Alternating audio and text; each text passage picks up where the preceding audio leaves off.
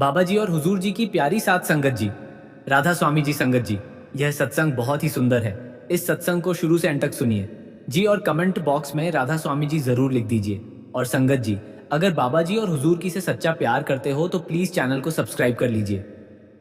सात संगत जी, जिस प्रकार आप किसी पौधे में जल देते हैं जिससे वह जल पूरे पौधे तक पहुंच जाता है, और यदि आप ऊपर ऊपर से जल देते हैं तो उसका कोई प्रभाव नहीं होता है, जिससे वह पौधा सूख जाता है। यानी कि अगर आप सही स्थान पर जल दोगे तो लाभ होगा। उसी प्रकार हमारे शरीर में कुछ ऐसे विशेष स्थान होते हैं जहां पर यदि हम तेल लगाते हैं तो उसका प्रभाव हमारे पूरे शरीर पर होता है। हमारे आयुर्वेद में ये कहा गया है कि यदि हम शरीर के इन चार स्थानों पर तेल लगाते हैं तो उससे हमारा शरीर खुद बीमारियों को ठीक कर देता है। और सबसे अच्छी बात तो यह है कि इसमें ज़्यादा समय भी नहीं लगता है और कोई विशेष खर्च भी नहीं होता है, बल्कि कम खर्च में आपके पूरे शरीर को लाभ प्राप्त होता है और आप बहुत सारे बीमारियों से बच जाते हैं। तो आइए जानते हैं कि वह कौन सी चार जगह है जहां पर हमें तेल लगाना चाहिए। हम ये भी जानेंगे कि हमें किस तरह का तेल किस वक्त लगाना चाहिए। इस वीडियो में आपको विस्तार से सब कुछ बताया जाएगा। आपसे बस गुजारिश है कि आप इस वीडियो को धैर्यपूर्वक पूरा देखें और ज़्यादा से ज़्यादा इस वीडियो को शेयर करें, ताकि यह महत्वपूर्ण जानकारी आपके प्रियजनों तक पहुंच सके और उन्हें भी इसका लाभ हो। एक समय की बात है, एक गुरु जो आयुर्वेद के बहुत दिग्गज जानता थे, वह अपने शिष्यों से कह रहे थे, हमारा शरीर 5 तत्वों से बना है और हमारे शरीर में 3 प्रकार के दोष पाए जाते हैं। वात, पित्त और कफ। हमारी हर बीमारी इन तीनों दोषों के कारण ही होती है। क्योंकि यदि हमारे शरीर में वात असंतुलित होता है तो 60 से 70% बीमारी आने की संभावना होती। यदि पित्त असंतुलित होता है तो 15 से 20% बीमारियां आती हैं, और यदि कफ असंतुलित होता है तो 5 से 7% बीमारियां आती हैं। 10 बीमारियां आता। ये तीनों दोष हमारे शरीर में पाए जाते हैं जब आपकी बाल्यावस्था होती है, यानी कि आपके जन्म से लेकर 14 वर्ष की उम्र तक का जो समय रहता है, इसमें कफ प्रवृत्ति ज्यादा होती है। इस समय हमारे शरीर में कफ ज्यादा बनता है। ये प्रकृति की देन है, और ये कफ इसलिए ज्यादा बनता है क्योंकि हमारा शरीर विकसित होता रहता है। इस समय कफ बनना बहुत जरूरी भी है, लेकिन हमें इस पर ध्यान देना है कि हमारा जो कफ है वह संतुलन में बना रहे। अब छोटे बच्चों को तो इस बात का अंदाजा नहीं रहता है, लेकिन उनके माता पिता को इस बात का ध्यान रखना चाहिए कि वह बच्चों को ऐसा आहार ना दें जिससे उनका कफ असंतुलित हो जाए। क्योंकि यदि यह लंबे समय तक असंतुलित रहा तो उन्हें टीबी, दमा जैसी जानलेवा बीमारी लग सकती है। इसके बाद युवा अवस्था आती है जो 15 साल से 60 साल तक बनी रहती है। इस समय हमारे शरीर में पित्त प्रवृत्ति ज्यादा रहे, इसीलिए हमें इस बात का ध्यान रखना चाहिए कि हम ऐसी चीजें ना खाएं जिससे हमारा पित्त असंतुलित हो। इसके बाद आती है वृद्ध अवस्था। यह 60 से ऊपर की उम्र होती है, जिसमें वात संतुलित होने की प्रवृत्ति ज्यादा होती है। 5 तत्वों और 3 दोषों में जब भी कोई कमी आती है तब हमारा शरीर बीमार हो जाता है। बहुत से लोग कहते हैं कि ईश्वर ने हमें यह कष्ट दिया है, इतनी गंभीर बीमारियां दी, लेकिन ये सारी बीमारियां इंसान स्वयं ही पालता है। क्योंकि हमारी प्रकट प्रकृति तो ये कहती है कि हमें प्रकृति से प्राप्त भोजन ग्रहण करना चाहिए, लेकिन हम क्या करते हैं? पिज्जा, बर्गर, स्ट्रीट फूड जैसी चीजें खाते रहते हैं जिसमें कोई प्राण नहीं होता। आयुर्वेद यह कहता है कि आप पानी पीने का सही तरीका अपनाएं, लेकिन आपको तो फ्रिज का पानी पीना है, कोल्ड ड्रिंक्स पीनी है।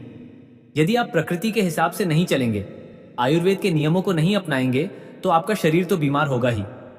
इसमें ईश्वर क्या कर सकते हैं?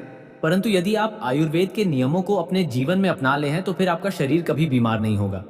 फिर गुरु शिष्यों से कहते हैं कि आज मैं तुम्हें ऐसा 4 अंगों के बारे में बताऊंगा जहां पर तेल लगाने से आपको कोई बीमारी नहीं होगी। आपके तीनों दोष संतुलन में रहेंगे। चारों अंगों में से सबसे पहला है आपकी नाभि, दूसरा है आपके पैर के तलवे, तीसरा है आपकी नाक और चौथा है आपका माथा। ये 4 सबसे महत्वपूर्ण अंग है जहां आपको तेल लगाना है। लेकिन आपको इस बात का ख्याल रखना है कि आपको कब और कैसे लगाना है। तो सबसे पहले हम जानते हैं नाभि के बारे में। यह आपके शरीर का सबसे महत्वपूर्ण अंग है क्योंकि यह आपकी 22,000 तंत्रिका का केंद्र है। एकमात्र आपकी नाभि है जो आपके पूरे शरीर से संबंधित है। जब आप नाभि में तेल का प्रयोग करते हैं तो उससे आपके शरीर का पूरा तंत्र प्रभावित होता है। पूरे शरीर में ठीक प्रकार से ऊर्जा का संचार होता है। आप और जवान महसूस करते हैं। आपने देखा होगा कि एक छोटे बच्चे के शरीर पर तेल की मालिश की जाती है, क्योंकि उस वक्त शरीर में तेल की मालिश करने से बोनस मजबूत होते हैं। इसलिए आपको भी नाभि में शुद्ध सरसों का तेल लगाना है। मिलावटी तेल से बचे शुद्ध सरसों के तेल की यही पहचान होती है कि वह कुछ ठीक होता है और कुछ खच गंदा भी होता है। उसको गर्म करने पर आंखों में जलन होने लगती है। लेकिन जो तेल आप अक्सर बाजार से खरीदते हैं वह बिल्कुल साफ होता है क्योंकि उस तेल में केमिकल्स मिलाए हुए होते हैं। सबसे बेहतर होगा कि आप सरसों के बीजों को अपने सामने पिसवाएं और उसका तेल निकलवाएं। नहीं हो ऐसे कुछ कुछ कंपनी होते हैं जो ऑनलाइन शुद्ध सरसों का तेल बेचते हैं। उनका दाम मार्केट वाले सरसों के तेल से ज़्यादा ही होता है, पर वह बिल्कुल शुद्ध होता है। आपको बिल्कुल शुद्ध सरसों के तेल को अपनी नाभि पर प्रयोग करना है और रात को सोते वक्त आपको यह कार्य करना है। नाभि में तेल लगाने का लाभ यह है कि इससे आपकी जठारें जय होती है, जो आपके पाचन को बेहतर करता है। लेकिन जब आपकी जठारें हैं वह अच्छे से पचता नहीं है। इससे आपको भूख भी कम लगती है और आपका भोजन पेट में खराब होने लगता है। नाभि में सरसों का तेल लगाने से आपकी जठारें होने लगती है, जिससे भोजन अच्छे से पचता है और आपके शरीर में सही तरीके से ऊर्जा देता है। इसका दूसरा फायदा यह है कि इससे आपकी अपान वायु संचालित होती है। यह नाभिक के निचले क्षेत्र में काम करने वाली वायु होती है जो मलों के निकास से संबंध रखती है, यानी कि ये आपके शरीर के टॉक्सिन्स को बाहर निकालने का कार्य करती है। तो जिन लोगों को कब्ज की परेशानी होती है, ठीक प्रकार से मल निष्कासित नहीं होता है, उनके लिए यह बहुत उपयोगी है। महिलाओं के मासिक संबंधित तकलीफें और मूत्र से संबंधित परेशानियों में भी फायदा देता है। इसका तीसरा फायदा यह है कि यह आपकी त्वचा में चमक बनाए रखता है। आपने सुना होगा कि जब हमारे होंठ फटते हैं तो हमारे दादा परदादा ये कहते थे, ओह कि नाभि में तेल लगा लो सब ठीक हो जाएगा। और ये सच भी है। नाभि में तेल लगाने से होंठ कभी नहीं फटते हैं। इससे स्किन की ड्राइनेस खत्म हो जाती है, चेहरे पर चमक आती है और झुर्रियां भी नहीं होती हैं। इसके अलावा हमारे शरीर में बेहद 7000 तंत्रिका है। जब इनमें प्राण का संचार ठीक से नहीं होता है, जिससे आपको आलस आने लगता है और ऊर्जा की कमी महसूस होती और आपका मस्तिष्क ठीक से काम नहीं करता है। और ऐसा इसलिए होता है क्योंकि ये तंत्रिकाएं आपके दिमाग से सीधे संबंध रखती हैं और जब आप नाभि में तेल लगाते हैं तो ये तंत्रिकाएं खुल जाती हैं। इससे प्राण का संचार ठीक होता है और शरीर ऊर्जावान बनता है। दूसरा स्थान है आपके पैरों के तलवे। सारी नसें पैरों के तलवे से संबंध रखती हैं, इसलिए कहा जाता है जो सुबह सुबह मॉर्निंग वॉक करता है, नंगे पांव जमीन पर या फिर घास पर चलता है, तो उसकी आंखों की रोशनी कभी कम नहीं होती है। और पैर के तलवों पर यही शुद्ध सरसों के तेल लगाना है। जब आप सोने जाएं तो अपने पैरों को सबसे पहले गुनगुने पानी से धो लेना है, फिर उन पैरों को अच्छे से पोंछ लेना है और फिर आपको तेल को पैरों के तलवों पर लगाना है। इसके बाद यदि आपके घर में कांसे की कटोरी है तो उससे अपने पैरों के तलवों को मालिश करनी है, क्योंकि कांसे के बर्तन से शरीर में जितने भी टॉक्सिन्स रहते हैं वह बाहर निकल जाती है कांसे के बर्तन से। जब हम पैरों में घर्षण करते हैं तो आपके पैर कुछ काले होना शुरू होते हैं। इससे शरीर में टॉक्सिन्स कम होता है। जिसके पैर के तलवे कम काले होते हैं उसके शरीर में टॉक्सिन्स कम होती है। आपको 5 मिनट तक कम से कम अपने पैरों के तलवों की मालिश करना है। आप देखेंगे कि आपको तुरंत नींद भी आ जाएगी। जो लोग नींद की दवाई का प्रयोग करते हैं, जिनको चिंता है, डिप्रेशन है या जिनकी याददाश्त कमज़ोर है, दिमाग से संबंधित कोई भी परेशानी रहती है, तो वह सब सच समाप्त हो जाती है। तलवों पर रोज़ मालिश करने से आपको गहरी और अच्छी नींद आती है। तीसरा अंग जहां हमें तेल लगाना है वह है हमारा सर। नहाने के बाद आप अपने बालों को अच्छे से सूखा लें। इसके बाद आपको अपने सर में वही शुद्ध सरसों का तेल लगाना है। आप जो यह विभिन्न प्रकार के तेल लगाते हैं वह केमिकल से भरे हुए होते हैं, जो आपको फ़ायदा कम देते हैं और नुकसान ज़्यादा पहुंचाते हैं। आपको शुद्ध सरसों का तेल अपने सर में लगाना है और अच्छे से मालिश करनी है। इससे आपकी थकान दूर होगी और आपको अच्छी और गहरी नींद आएगी। सोते समय सर में तेल लगाने के बहुत फायदे हैं। इससे आपके बाल मजबूत होंगे, आपके बाल काले और घने होंगे, आपको नींद अच्छी आएगी, याददाश्त मजबूत होगी और शरीर में शक्ति का संचार होगा। जब आप बालों की रूट्स में तेल लगाते तो इससे ब्लड सर्कुलेशन तेज हो जाता है। इस वजह से अत्यधिक मात्रा में ऑक्सीजन पहुंचती है और वह अंग मजबूत होना शुरू हो जाता है। हमारे शरीर का आखिरी अंग जहां हमें तेल लगाना चाहिए वह है हमारा नाक। यह आपके सर तक पहुंचने का मार्ग है। यदि आपको शुद्ध देसी गाय का घी मिल जाता है तो आप तेल की जगह घी का प्रयोग भी कर सकते हैं। आपको रात को सोने से पहले शुद्ध देसी गाय के घी की एक एक बूंद अपने दोनों नाक में लगानी है। इसके इतने अद्भुत फायदे हैं कि आप जानकर चौंक जाएंगे। अगर किसी के अंदर पागलपन है तो कुछ महीने के अंदर ही उसका पागलपन खत्म हो जाएगा। यदि किसी के कान के पर्दे में छेद है तो वह भी ठीक हो जाएगा। नाक में जितने भी प्रकार की एलर्जी है, जैसे बार बार छींक आना, नाक में खुजली होना, नाक बार बार बंद हो जाना, ये सारी समस्या खत्म हो जाएगी। आपकी आंखों की रोशनी तेज होगी, मानसिक समस्या खत्म हो जाएगी और बाल काले हो जाएंगे। इसके बाद गुरु उन सभी शिष्यों से कहते हैं कि यदि तुम अपने शरीर के इन 4 अंगों पर नियमित रूप से सरसों का तेल लगाते हो तो इससे तुम्हारे शरीर में जितने भी टॉक्सिन्स हैं वह बाहर आ जाते हैं और आपका शरीर कभी भी बीमार नहीं होता। उम्मीद है कि आज की इस कहानी से आपने बहुत कुछ सीखा होगा। अब अगली साखी की शुरुआत करते हैं। बाबा जी ने बताया आज की वाणी मैं आपको सुनाने वाला हूँ। वह बहुत ही खास है। यह कहानी है त्रिया चरित्र की है। जो भी मनुष्य इस कहानी को पूरा सुनता है वह कभी भी अपने जीवन में धोखा नहीं खाता है। इस कहानी को सुनकर आप अपने जीवन में कई बदलाव ला सकते हो। बहुत समय पहले की बात है। किसी राज्य में एक राजा रहा करता था। उसकी राज्य की चर्चाएं बहुत दूर दूर तक फैली हुई थी। उस राजा का पुत्र था जिसकी उम्र कुछ ज्यादा नहीं थी, 12 या 13 वर्ष होगी। वह राजकुमार बड़ा ही सुंदर था। जब राजा ने उसकी शादी की तो राजकुमार उस वक्त मात्र 14 वर्ष का था और राजा अब बूढ़ा हो चुका था। एक दिन राजा ने सोचा कि अपने राजकुमार को राजा बना देते हैं, क्योंकि उस राजकुमार ने कई शादियां की थी और पहले के राजाओं में यही नियम था कि राजा जितनी चाहे उतनी शादी कर सकता था। वह राजा अपने पुत्र राजकुमार को राजा बना देता है। राजकुमार के साथ शादी हो चुकी थी। वह राजकुमार जो कि राजा बना था अपनी पढ़ाई लिखाई फिर भी कर रहा था। वह रोज गुरुकुल में पढ़ने के लिए जाया करता था। और एक दिन की बात है, जब वह राजकुमार पढ़ने के लिए विद्यालय जा रहा था तो रास्ते में उसे पनिहारी मिली। वह पनिहारी भी बहुत सुंदर थी। उस पनिहारी ने राजकुमार से पूछा था कि हे राजा, आप रोज कहाँ जाते हैं? राजकुमार कहता है कि मैं रोज दया ग्रहण करने के लिए अपने गुरु के पास जाता हूँ। तो वह कहती है, ये तो अच्छी बात है, लेकिन ये बताइए आपने चरित्र पढ़ा है? राजकुमार कहता है कि नहीं, मैंने ये कभी नहीं पढ़ा है। फिर पनिहार कहती है कि आप त्रिया चरित्र अवश्य पढ़ना। मित्रों, राजकुमार कहता है कि यह त्रिया चरित्र क्या होता है? पनिहारी ने कहा कि आप यह बात अपने गुरु से जाकर पूछना और त्रिया चरित्र को अवश्य ही पढ़ना। राजकुमार कहता है कि मैं आज ही जाऊंगा और अपने गुरु से जाकर पूछ लूंगा कि आपने मुझे त्रिया चरित्र क्यों नहीं पढ़ाया। इतनी बात कहने के बाद वह राजकुमार वहां से चल देता है। मित्र, वह पनिहारण की बात सुनकर वह राजकुमार गुस्से में था। उसकी आंखें लाल थीं। वह अपने गुरु के पास जाकर प्रणाम करता है। गुरुजी ने पूछा कि बेटा क्या हुआ? आज तुम क्रोध में दिखाई दे रहे हो और तुम्हारी आंखें लाल क्यों हैं? क्या बात है, मुझे बताओ। राजकुमार ने क्रोध में जवाब दिया कि गुरुदेव, आपने मुझे त्रिया चरित्र क्यों नहीं पढ़ाया? ये बात आपने क्यों छुपाया? त्रिया चरित्र के बारे में मुझे क्यों नहीं बताया? मित्रों, गुरु कहते हैं बेटा, तो तुम त्रिया चरित्र नहीं पढ़ पाओगे, क्योंकि त्रिया चरित्र पढ़ना खतरे से खाली नहीं होता है, और जब तुम त्रिया चरित्र पढ़ोगे तो उसमें तुम्हारी जान भी जा सकती है। मित्रों, राजकुमार कहता है कि गुरुदेव, आप इसकी चिंता ना करें तो अच्छा है, मैं खुद इस राज्य का राजा हूं। तब अपने शिष्य की ऐसी बात सुनकर गुरु कहते हैं कि ठीक है, अब तुमने हटकर ही ली, तो अब हम तुम्हें त्रिया चरित्र पर आते हैं। त्रिया चरित्र पढ़ते पढ़ते राजकुमार को एक साल हो गए, और जब 1 वर्ष हो गया तो गुरु ने कहा कि बेटा, अब तुम्हारी पढ़ाई पूरी हो चुकी है, अब तुम घर जा सकते हो और आज से अपने राज्य को चला सकते हो। अब तुम्हें यहाँ आने की कोई आवश्यकता नहीं है। मित्रों, राजकुमार कहता है ठीक है गुरुदेव। राजकुमार जैसे ही जाने को होता है, गुरुदेव उसे रोक लेते हैं और कहते हैं बेटा, मैं तुम्हें एक ऐसा यंत्र देता हूँ, या जब तुम इसे अपने कानों में लगाओगे तो कोई भी तुम्हें पहचान नहीं पाएगा और तुम उसे पहचान लोगे। राजकुमार वह यंत्र अपने हाथों में ले लेता है। मित्रों, गुरु कहते हैं तुम इस यंत्र को ले जाओ और रात के 12 बजे, आज ही के रात में, अपने महल से निकल करके जंगल की तरफ जाना और पूर्व दिशा की ओर जाना।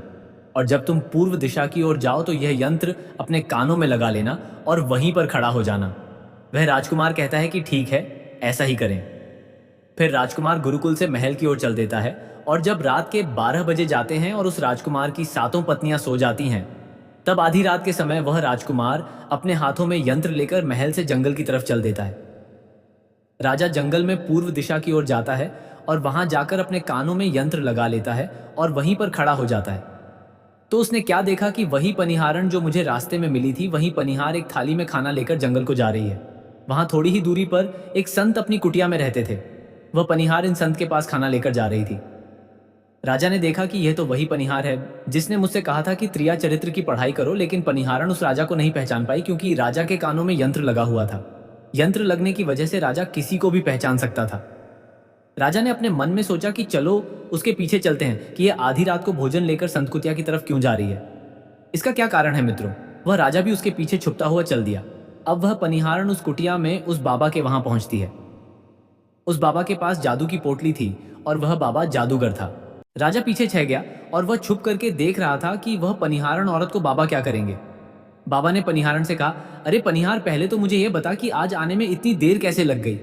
हाथ जोड़कर पनिहार कहने लगी कि महात्मा जी, मेरा विवाह हो चुका है और मेरे पति मुझे ले जाने के लिए आए हैं। हमें लेकर कल चले जाएंगे, इसीलिए हमें उन्हें सुलझाने में थोड़ी देर लग गई और यहाँ आने में भी देर हो गई। मित्रों, जब यह बात साधु ने सुनी कि पनिहारी का विवाह हो चुका है और इसका पति इसे लेने आया है, तो साधु कहता है कि पनिहार, इसका मतलब है कि तुम अपने पति के साथ जाना चाहती हो, तो हमारे पास क्यों आई हो? पनिहार कहती है कि मैं आपके बिना नहीं रह सकती हूँ। मैं आपके बिना नहीं जी सकती हूँ। तो साधु कहता है कि पनिहार दे, इसके लिए तुम्हें मैं काम करना होगा। साधु एक बड़ा सा चाकू निकलता है और पनिहार से कहता है कि पनिहार जाओ, अपने पति के गर्दन काटकर यहाँ लेकर आ जाओ। अपने उस पति को मार दो जो हमारे और तुम्हारे बीच में दरार बन रहा है, तब मैं तुम्हें रख लूंगा, तुमसे विवाह करूंगा, तुम्हें मैं अपनी पत्नी बनाऊंगा। मित्रों, बिना कुछ सोचे समझे वह चाकू को ले लेती है और दौड़ते हुए अपने घर जा, और उसका पति सो रहा था वहां जाकर अपने पति की गर्दन काट देती है और उसकी गर्दन को लेकर साधु के पास आती है। और जो राजकुमार थे उसके पीछे थे, उसका सारा कारनामा देख रहे थे। जब साधु ने देखा कि अपने पति को मार करके उसकी गर्दन यहां लेकर आई है, साधु को बहुत गुस्सा आया और उसने उसे लात मारी और कहा, भाग जाओ यहां से। जब तू अपने पति की नहीं हो सकी, जिसके साथ तूने 7 फेरे लिए, तो तू मेरी क्या होगी। जल्दी भाग जाओ यहां से। अगर तुम मेरे पास दोबारा आई तो मैं तुझे जीवित नहीं छोड़ूंगा। मित्रों, साधु की यह बात सुनकर उस बनिहारिन को ऐसा लगा जैसे उसके पैरों तले जमीन खिसक गई हो। फिर भी अपने पति की कटी हुई गर्दन घर लेकर के आई और उसकी गर्दन जोड़ देती है और वहीं बैठ जाती है। और इधर जैसे ही सवेरा हुआ, अपने पति के पास बैठकर रोने लगती है और चिल्लाने लगती है। कहती हैं, देखो देखो, किसी ने मेरे पति की हत्या कर दी। लेकिन रात में उस पनिहार का सारा कारनामा राजकुमार देख चुका था। इधर सारे गांव वाले पनिहार के घर चले जाते हैं और उसके पति की लाश को लेकर गांव के बाहर जाते हैं उसका दाह संस्कार करने के लिए। और वह पनिहारी भी पीछे से भागती हुई रोती हुई चली जा रही थी, और उधर राजकुमार भी जा रहे थे जो कि अपने राज्य के राजा बन चुके थे।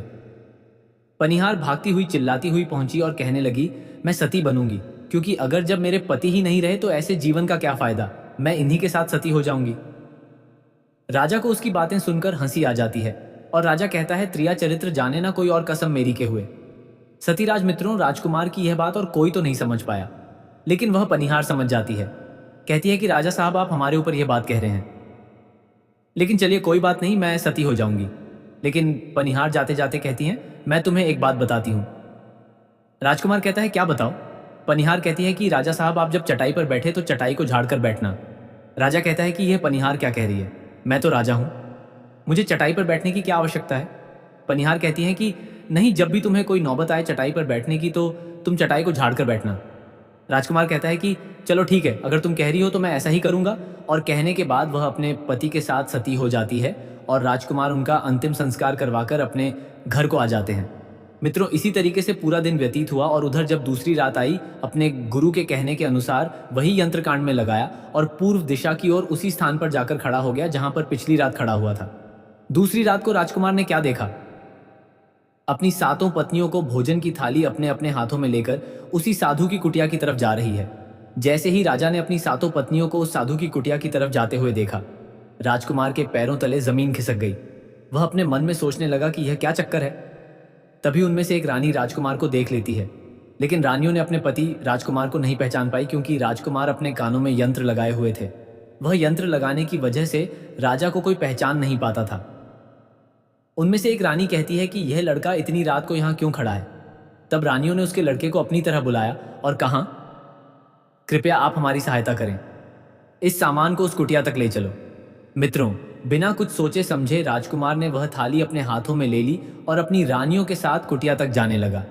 जब 7 रानियां और राजकुमार उस साधु की कुटिया में पहुंचते हैं, और राजकुमार कुछ भी नहीं बोल रहा था, क्योंकि राजकुमार देखना चाहता था कि हमारे प्यार में ऐसी क्या कमी है जो हमारी 7 रानियां इस साधु के पास आती हैं, और इस साधु के पास ऐसा क्या है जो हमारी 7 रानी अभी यहां आ रही है। मित्रों, राजकुमार छुपकर यह सब जानना चाहता था। इधर जब वह 7 रानियां राजकुमार को लेकर साधु के पास पहुंची तो महात्मा राजकुमार को देखकर कहता है कि यह कौन है। तो 7 रानियां कहती हैं कि महात्मा जी, यह बालक हमें रास्ते में मिला, इसने हमारी सहायता की तो हम इसे अपने साथ लेकर आ गए। रानी कहती है कि ये एक काम करते हैं, इसे आज रात यहीं रहने देते हैं, कल सुबह होते ही ये चला जाएगा।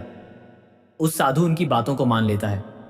वह साधु अपने शिष्य को बुलाता है और उसे कहता है कि आज रात के लिए इस बालक की रुकने की व्यवस्था कर दो।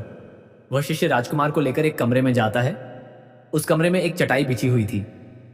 शिष्य कहता है कि देख भाई, आज तुझे चटाई पर सोना पड़ेगा। वह शिष्य राजकुमार को इतना कहकर वहां से चला जाता है। मित्रों, राजकुमार उस कमरे में अकेला पड़ जाता है। अपने मन में सोचता है कि आज तो नौबत आ ही गई चटाई पर सोने की। चलिए कोई बात नहीं, आज की रात हम चटाई पर ही गुजार लेंगे। राजकुमार जैसे ही चटाई पर बैठने ही वाला था, उसे पनिहार की बात याद आ गया। वह सोचने लगा कि पनिहारी ने मुझसे कहा था कि जब भी तुम्हें चटाई पर बैठने की नौबत आए, तुम चटाई को अवश्य झाड़ लेना। चलो आज पहले झाड़ ही लेते हैं, हो सकता है इसका कोई राज्य हो। जैसे ही राजा ने चटाई उठाई तो उसने क्या देखा? उसने देखा कि एक बहुत बड़ा भयानक कुआं है। जब उस कुएं को देखा तो राजा के होश उड़ गए। राजा उस कुएं के अंदर झांक कर देखता है। राजा को अंदर बहुत सारे कैदी दिखाई देते हैं, जिन्हें उस साधु ने अंदर कैद करके रखा था। उन कैद में से एक आदमी ने राजकुमार को पहचान लिया। बाद में राजकुमार से कहता है कि राजकुमार, आप यहाँ कैसे आ गए? राजकुमार कहता है कि धीरे बोलो, नहीं तो सब पोल पट्टी खुल जाएगी। तब सभी कैदियों ने कहा कि राजा साहब, आप यहाँ से भाग जाएं। हम तो यहाँ से निकल नहीं पाए, लेकिन आप यहाँ से भाग जाए नहीं तो आपका भी यही हाल हो जाएगा जो कि हमारा हुआ है। आप भी यहाँ फंस जाएंगे। आपको भी पकड़कर ये साधु इसी में डाल देगा। आप जितना जल्दी हो सके यहाँ से भाग जाए। राजा जब उस कमरे के अंदर गया था तो अपने कान में से यंत्र निकाल लिया था, और जब राजा वहां से भागा तो अपने कान में यंत्र लगाना भूल ही गया। मित्रों, राजा को भागते हुए उन रानियों ने और साधु ने देख लिया था। रानियों ने जब राजा को भागते हुए देखा तो रानी कहती है, ये तो हमारे पति हैं। महात्मा से कहती है कि महात्मा जी, अब तो हमारी सारी पोल पट्टी खुल जाएगी।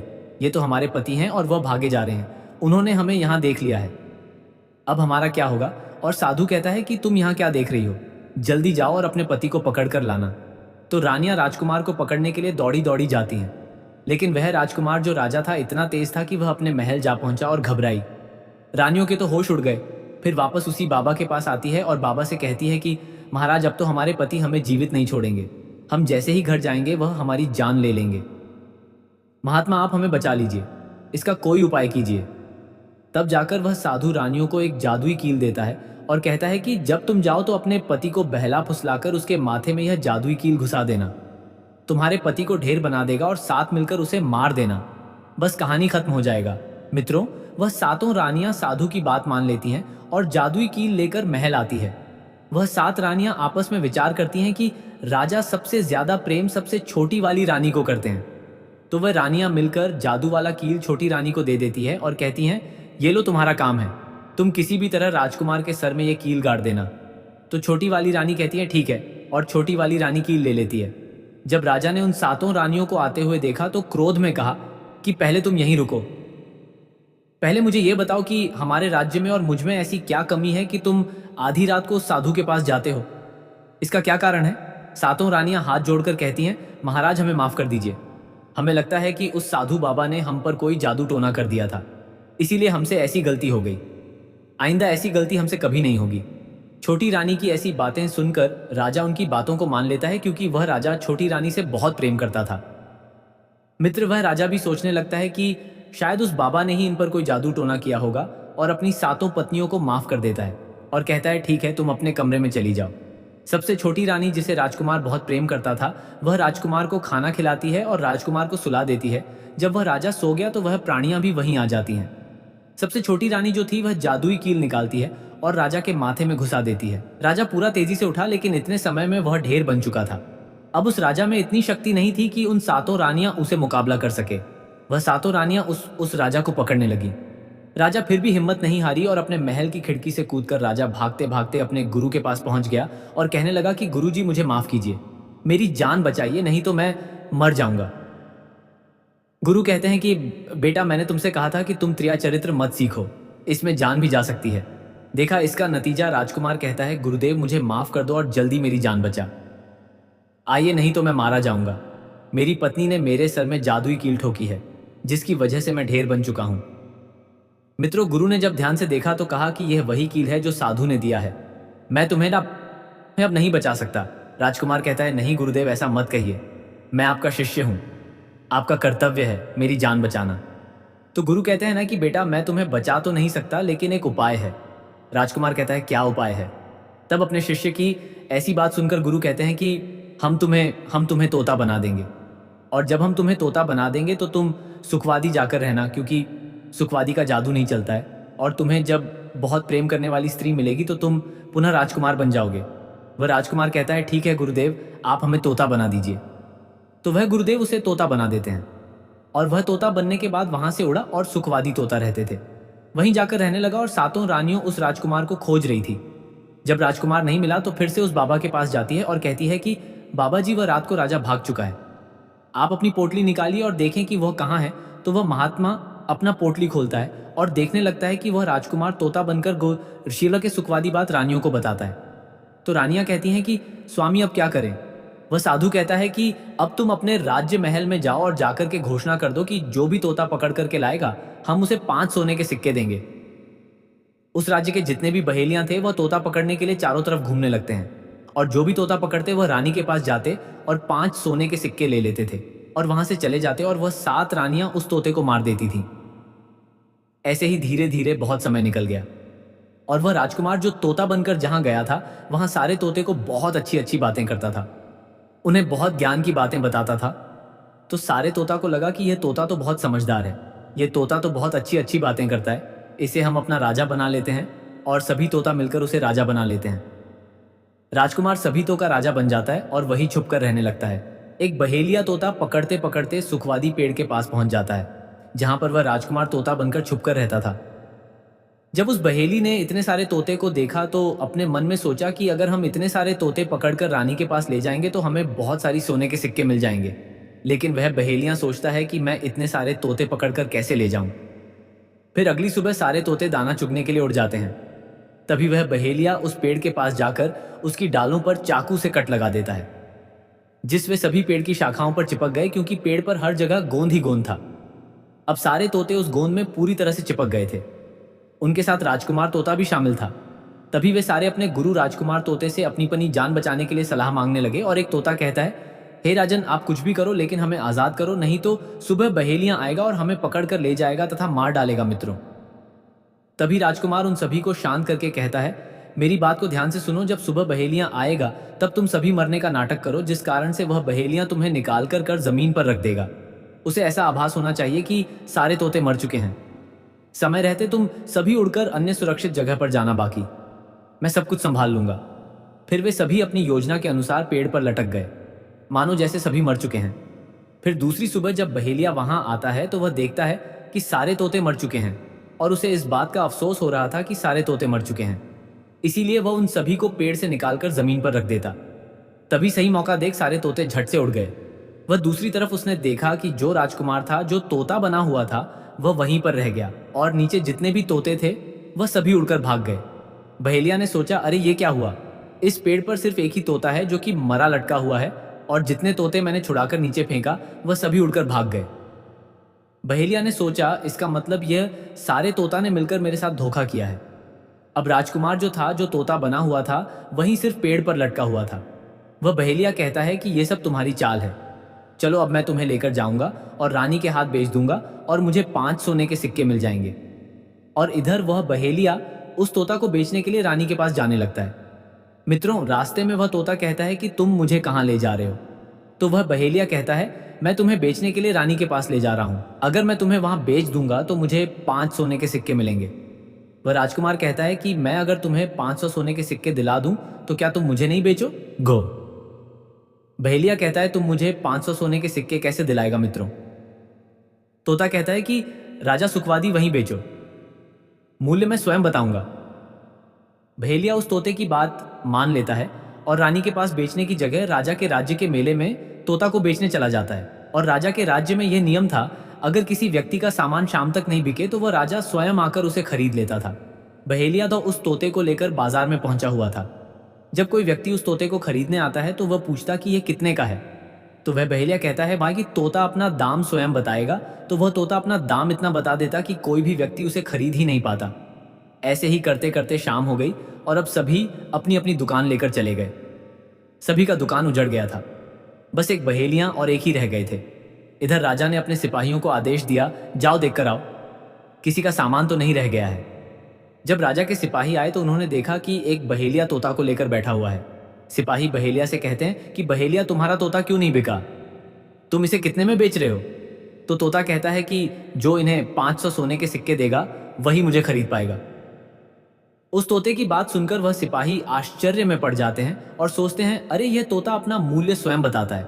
तब सिपाही राजा के पास जाते हैं और राजा को सारी बात बताते हैं और कहते हैं, एक बहेलिया एक तोता लेकर बैठा हुआ है, लेकिन वह तोता अपना मूल्य स्वयं ही बताता है। वह इतना महंगा बताता है, शायद इसीलिए उसे कोई खरीद नहीं सका। राजा सिपाहियों से पूछता है कि वह अपना मूल्य कितना बता रहा है। तो सिपाही कहते हैं अपना मूल्य 500 सोने के सिक्के बता रहा है, चलिए हम खरीदेंगे। अगर नहीं खरीदेंगे तो हमारे राज्य की बदनामी होगी कि राजा के बाजार में एक तोता नहीं बिका, और इसीलिए राजा अपने मंत्रियों के साथ अपने रथ पर सवार होकर बाजार में पहुंचता है। कहता है इस तोते का क्या मूल्य कितना है। बहेलियां हाथ जोड़कर कहता है कि राजा साहब अपना मूल्य तोता स्वयं बताएगा। वह राजा फिर तोते से पूछा तो तोता कहता है कि राजा साहब जो इन्हें 500 सोने के सिक्के देगा वही मुझे खरीद पाएगा। अपने सिपाहियों से 500 सोने के सिक्के मंगवाए हैं और बहेलिया को पकड़ा देता है और तोते को लेकर अपने महल चला जाता है। वह तोता बहुत ही बुद्धिमान था क्योंकि वह राजा था। वह तोता राजा को बहुत अच्छी अच्छी बातें बताने लगा। जब राजा पर कोई खतरा आने वाला होता तभी वह तोता बता देता कि राजा साहब आप पर यह खतरा आने वाला है, और इसी तरह सब उस तोते से बहुत अधिक प्रेम करने लगते हैं। जब यह बात रानी को पता चला कि राजा ऐसा तोता लेकर आए हैं जो कि बोलता भी है और बहुत अच्छी अच्छी बातें बताता है, तो रानियां राजा से कहती हैं उस तोता को मेरे पास भिजवा दीजिए, हम भी उस तोते को देखना चाहते हैं, हम उस तोते से बातें करना चाहते हैं। राजा अपने मंत्रियों से कहकर वह तोता रानियों के पास भिजवा देता है। रानी उस तोते से बातें करके बहुत खुश हो जाती है। रानी भी तोते से बहुत प्रेम करने लगती है और कहती है कि वाह रे तोता, इसीलिए तुझे राजा साहब ने 5000 सोने के सिक्के देकर खरीदा है। राजा की एक पुत्री थी जो कि बड़ी सुंदर थी। रानी अपनी पुत्री से कहती है कि आज से तुम ही इस तोते का ध्यान रखो और कल तुम इसे अच्छे से ढोकर नहला देना। वह राजकुमारी भी उस तोते से बहुत प्रेम करती है। जैसे ही सुबह हुआ राजकुमारी उस तोते को लेकर नहलाने जाती है। राजकुमारी तोते को नहला रही थी तो उसने देखा कि तोते के सिर पर कील सा कुछ लगा हुआ है। राजकुमारी उसको निकाल देती है। राजरी जैसी ही कील को निकालती है, वह तोता पहले वाला एक सुंदर सा राजकुमार बन जाता है। उसे देखकर राजकुमारी घबरा जाती है। राजकुमार कहता है कि तुम घबराओ नहीं, ये कील वापस से मेरे सर में लगा दो तो मैं फिर से तोता बन जाऊंगा और इसके बारे में मैं तुम्हें रात्रि में बताऊंगा। तुरंत ही वह राजकुमारी ऑफ कील राजकुमार के सर में लगा देती है और वह वापस से तोता बन जाता है। रात को राजकुमारी तोते को लेकर अपने कमरे में जाती है और उसके सर से कील निकाल देती है और वह तोता फिर से राजकुमार बन जाता है। राजकुमार अपनी सारी दास्तान उस राजकुमारी को बताता है और कहता है माफ करना, यह दास्तान तुम किसी को नहीं बताना, नहीं तो मेरी जान चली जाएगी। राजकुमारी इसके बारे में अपनी माता और पिता को भी नहीं बताती हैं। दिन भर वह तोता रहता है और रात को राजकुमारी उस तोते को अपने कमरे में ले जाती और उसके माथे से कील निकाल देती और वह राजकुमार बन जाता है। और रात में वह दोनों साथ में ही रहते हैं और ऐसे ही धीरे धीरे समय निकलता गया। राजकुमारी को राजकुमार से प्रेम हो जाता है। इधर क्या हुआ, जो राजकुमार की पत्नियां थी वो बहुत सारे तोते मरवा देती हैं, लेकिन जो राजकुमार तोता बना हुआ था वह उन्हें नहीं मिलता है और वे उसी साधु के पास जाती हैं और कहती हैं कि हे महात्मा, हमारे पति तो अभी तक हमें नहीं मिले, हम अब क्या करें, उन्हें कैसे मारे। वह साधु फिर से अपनी पोटली खोलता है और देखता है कि वह राजकुमार अभी तक तोता बनकर राजा के घर में रह रहा है। वह साधु रानियों से कहता है कि तुम एक काम करो कि तुम नृत्य कला सीख लो, हम सभी मिलकर उस राजा के घर नृत्य कला करने जाएंगे और जब राजा हम पर प्रसन्न हो जाएगा और हमें कुछ मांगने को कहेगा तो हम उस तोते को ही मांग लेंगे और फिर आसानी से उसे मार देंगे। मित्रों, धीरे धीरे समय बीता। साधु तबला बजाना और रानी पूरी तरह से नृत्य कला सीख चुकी थी। अब साधु को लगा कि हम सफलता प्राप्त कर सकते हैं और उस तोते को उस राजा से मांग सकते हैं। साधु का भेष बदल करके उन सातों रानियों को नृत्य कला वाली स्त्री बनकर के राजा के दरबार में पहुंच गई। राजा उस साधु से पूछता है कि आप लोग कौन हैं, यहाँ क्यों आए हैं। तब साधु कहता है कि हम सब नृत्य कला वाले हैं, आपके महल में हम नृत्य कला दिखाना चाहते हैं। राजा को भी गाने और बजाने का बहुत शौक था, वह मान जाते हैं। उधर वह साधु अपना गाना बजाना चालू करता है। जब उनकी गाने बजाने की आवाज तोता के कानों में पहुंची तो तोता समझ गया कि वह साधु हमारी सातों रानियों को लेकर भेष बदलकर यहाँ पर आ गया है, अब हमारी जान नहीं बचेगी। लेकिन जब राजकुमारी उस तोते को लेकर अपने कमरे में जाती है, उस तोते के सर से कील निकालती है और वह तोता राजकुमार बन जाता है और वह राजकुमार सारी बातें उस राजकुमार को बताता है। कहता है कि देखो, जो ये गाने बजाने वाले आए हैं ये वही साधु है, ये गाने बज जाने से राजा को खुश कर देगा और बदले में मुझे मांग लेगा और ले जाकर मुझे मार देगा। मित्रों, वह राजकुमार कहता है कि सुनो राजकुमारी, जब राजा आदेश दें कि तोता को लेकर आओ तो तुम मुझे मत देना, जब राजा खुद यही मुझे लेने आए तब भी तुम मुझे मत देना, कहना कि तोता को नहीं दूंगी। और जब राजा ना माने, राजा तुमसे जिद करे और मुझे मांगे, तब तुम गुस्से में आकर के पिंजरे को फेंक देना, उसके बाद में अपने बचने का रास्ता हम स्वयं ही ढूंढ लेंगे। राजकुमारी कहती हैं कि ठीक है, और वहां गाना बजाना हुआ तो राजा प्रसन्न होकर उन्हें कहते हैं कि मांगो, क्या मांगना चाहते हो। वह साधु कहता है कि जो आपके पास तोता है जो आप कुछ दिनों पहले ही खरीदे हैं, वह तोता आप मुझे दे दो। राजा कहता है ठीक है। राजा अपने मंत्री को आदेश देता है कि जाओ, उस तोते को लेकर आओ। मंत्री राजकुमारी के पास पहुंचता है और कहता है कि यह तोता मुझे दीजिए। राजकुमारी कहती है नहीं दूंगी। मंत्री कहता है कि देखिए आप जिद मत कीजिए। राजकुमारी कहती है कि तुम जाओ और मेरे पिताजी को यहाँ भेजो, वहीं आकर इसे ले जाएंगे। मंत्री राजा को जाकर सारी बात बताता है। राजा स्वयं आता है उस तोते को लेने के लिए।